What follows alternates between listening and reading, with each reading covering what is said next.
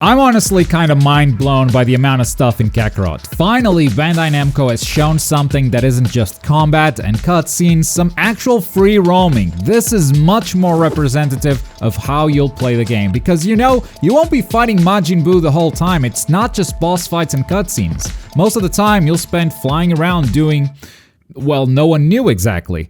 Until now. Bandai Namco America did this livestream with Rhymestyle and they did a fantastic job showcasing a lot of side activities. And this isn't even everything you can do, so let's go through it all and maybe you'll understand why I'm so stoked about this. The first thing Rhymestyle does is kill a dinosaur. Now, I'm not an advocate for dinosaur cruelty, but they did show a lot of dinosaurs in free roaming footage in the past, but we haven't seen any dinosaurs fight. But just a warning, get ready to be disappointed. Yeah, that's it. He kills the dinosaur with 2 ki blasts. You get some materials from killing the dinosaur. In this case, you got some horns, which seem to be mainly crafting materials, but you can also get dinosaur meat to cook later. We'll get into the cooking in a little bit. That said, this is a very early area, and this is only one type of dinosaur. On Twitter, Bandai actually shared a small encounter with a T-Rex, and this one takes more than a couple of ki blasts to go down. But still, the way you fight them is with ki blasts. It's not a different combat style, it's not the traditional combat style. You just go into a first-person camera and shoot a bunch of ki blasts. But you could think of the dinosaurs as collectibles or materials, similar to the ore that you shoot to collect minerals. I wonder how fun the activity will be of hunting dinosaurs. If I had to guess, it's one of those things that you'll do once you're farming materials for a specific recipe, or you're just flying towards an objective and just happen to pass a dinosaur. Either way, now at least we know what dinosaurs are all about. Moving on, Rhymestyle starts exploring a bit, and you can hold L1 to scan your environment or sense it or whatever, and you'll notice this cavern down here is shining. One of the criticisms this game received on its first gameplay demo at E3 was how empty this world looks. But looking at this new gameplay, if you can find secrets like this all around, I'd say it's pretty well populated. Not with people or animals or whatever, but with secrets for you to find. And that's exactly what I wanted out of this open world. It's pointless unless it rewards exploration. Why make it an open hub even? Just make it a linear story if you're not going to reward this type of exploration. But it seems that they're doing the right thing here. In this case, inside the cave you could find a D medal and some shards. Now the shards seem to be pretty common, but the D medal is what's used to acquire new supers. Those special abilities that you can pull off during battle, you know, like the Kamehameha. That's what the D medals are for, to unlock those abilities. I bet there will be a lot of them, but at some point you'll be hunting for them to unlock the next thing on your talent tree. So it seemed like a pretty good reward for exploration. Speaking of learning new supers, here's how it works. You'll need to find spots like these in the open world. In this case, training with Krillin will give you a new ability, the Consecutive Energy Blast. For you to learn this ability, you need to spend some of those D medals. After you spend the medal, then you do a little mission with Krillin. I think they didn't do it in this demo because it was already completed. But yeah, this reminded me a bit of Dragon Ball Xenoverse. I always liked the training with different characters to learn their abilities. I always thought that was a cool way of learning new stuff, and I bet you'll have tons of abilities to learn with all the different playable characters. But for now, let's move on to the fishing. Now, most of you have seen the fishing minigame. It's pretty straightforward, so I won't waste too much time on it. You start the minigame, time your button presses, and you get a fish. However, there's more to this than it initially looks. First of all, you can gather some lures and then equip those lures to get some bigger fish. Golden fish are the ones with the biggest rewards. They have more materials and the best ingredients. You can then cook those ingredients and get some buffs. Now, these buffs actually don't look like a big deal, but you can actually stack them. For now, all we've seen are 1 to 3% increases in different stats like melee damage, ki, etc.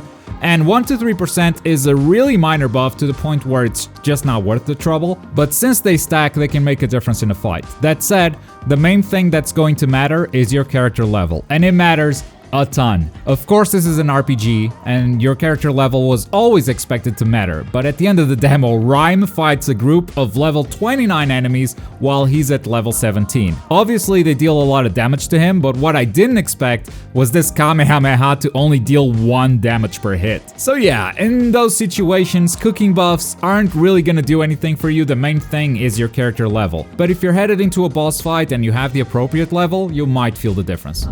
Now, a couple of things about this level difference and how the game is kind of forcing you to level up by nerfing your damage this hard. This is true for a lot of RPGs, but a lot of people still ask how hard or how challenging is this game? and it's all up to how much you grind. And that's clear now more than ever before. If you're over-leveled, enemies deal no damage to you and you just kill them super fast. If you're under-leveled, it's almost impossible. So as far as difficulty goes, you will be adjusting as you go. If you're having trouble with an enemy, just stop fighting that enemy, go farm XP for a bit, and then come back. It's that type of game. I am curious as to how much XP the game expects you to grind between boss fights. Is a couple of side activities enough, or do they want you to actually go hard on those side activities before progressing on the story? We'll find out once the game comes out. There are more side activities to talk about. Remember the red ribbon towers? We know what to do with them. First of all, they'll probably be protected by some enemies. At least that was the case in this demo. Some robots came out to defend it, and because Rhyme was way over leveled, he just defeated them very easily. Once again, showcasing how important your level is when free roaming when fighting other characters. Once you defeat the robots, you just shoot the tower a bunch with key blasts to destroy it. Again, not a big side activity, but you can think of the towers as another type of collectible with a decent reward. From this tower, Rhymestyle got a gift, which will come into play in a second, and I think gifts will have some importance, though this one in particular seems to be pretty common. Later in the demo, they tried to enter a race, but they didn't have a vehicle to enter, so they couldn't do that activity. Luckily on Twitter, we got some details on vehicle crafting and upgrading. First of all, you'll gather some materials like chips to craft and upgrade vehicles. So far they've shown this bipedal mech and a car. You don't just craft these vehicles, you also have to upgrade them, and I bet that you'll need to do those upgrades in order to beat some of these races. Because if they're building this game right, the races will ramp up in difficulty. And just like you can't fight high-level enemies without leveling yourself up, you shouldn't be able to win races without upgrading your car. Now for the car, we've actually seen some screenshots of races previously, so its existence is somewhat justified. There's a side activity tied to the vehicle. The robot, on the other hand, I don't know what it's for. I think there's some kind of checkpoint activity. I remember seeing something like that. But back on E3, when they showed off the Nimbus, I believe it was IGN who asked them what the gameplay difference was between riding the cloud or simply flying. And their answer was, kind of an overarching theme or concept of this game is the Goku experience. So I think we didn't want to really skimp on any element of being, immersed in the body of Goku. I mean, yeah, the Nimbus is gonna be fun for like 10 minutes, but if it's not faster than flying, you'll just never use it again. This is a big world, and you've got places to be, damn it. I hope the robot is a bit more than just a novelty. I hope there are side activities tied to it, but for now, all we know is that you can craft vehicles, and you can also upgrade them using chips. Speaking of upgrades, gaining XP isn't the only way to get stronger. You've probably seen a ton of these floating orbs around the world, and you should definitely be collecting as many as you can. These orbs are what you spend on those talent trees. Yes, there are some huge talent trees, and these are what you use to make your special move stronger. On stream, Rhymestyle upgraded one of his supers, Body Blow, from level 1 to level 2. And in this talent tree, you'll find all of your supers, so orbs are definitely important. Just look at how much you'll have to upgrade. Orbs are also somewhat color coordinated. For instance, if you go into an area with water, you'll find blue orbs. If you go to a desert area, you'll find red orbs. So if you need a specific type, you always know where to look simply by knowing the color of the orb. There are some rare orbs, like the rainbow, and some, I don't know, black and white orbs. Those seem to be a lot more rare and are probably tied to specific rewards or just better hidden. But these common red, blue, and green orbs, you can find them anywhere. And I think color coordinating and placing them in the right terrain is a cool little touch. While gathering some of the blue orbs, I noticed this cave in the distance, and there was something shiny in there.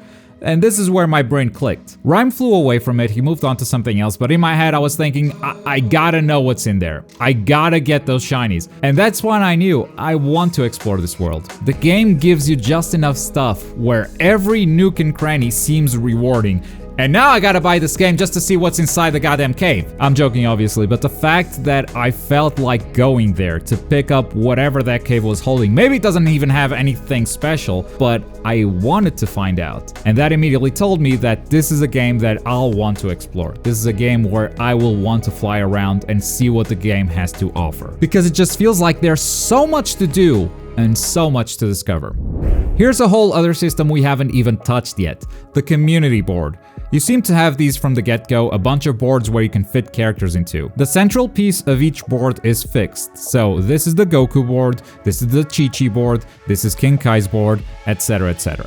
But the characters you place around them are totally up to you. And I'm sure there will be an optimal way to build these boards, but it also seems like there are multiple right answers as to how you build them. Each board has different buffs, which can be seen on the right, so you can split your character medals across different boards, or try to focus on a single board.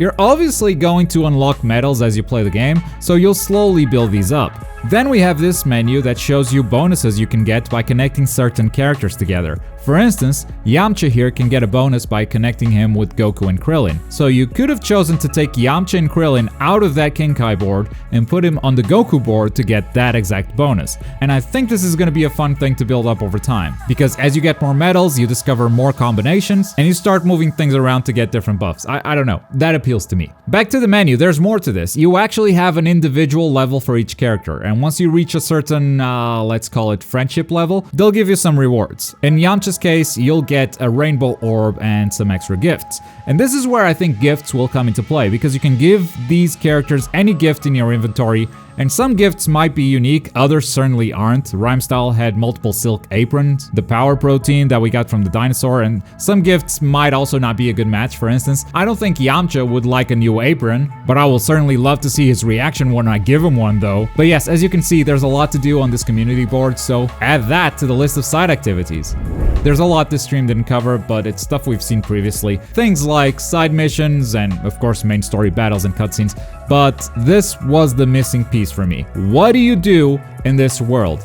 And now I think we have the answer, or at least enough of it to know what to expect. Because I don't think all areas will have the exact same activities. I mean, some will. We've seen dinosaurs and red ribbon towers in the desert, for instance, but hopefully they'll also have some new surprises, and I'll gladly discover them once the game comes out. We shouldn't give everything away, right? We're done with things we can learn from this demo. At this point, Rhymestyle starts the Vegeta fight, which I reacted to already. Watch that video if you're interested. But there are a couple of funny moments in this. First of all, Vegeta, Great Ape Vegeta, starts freaking out.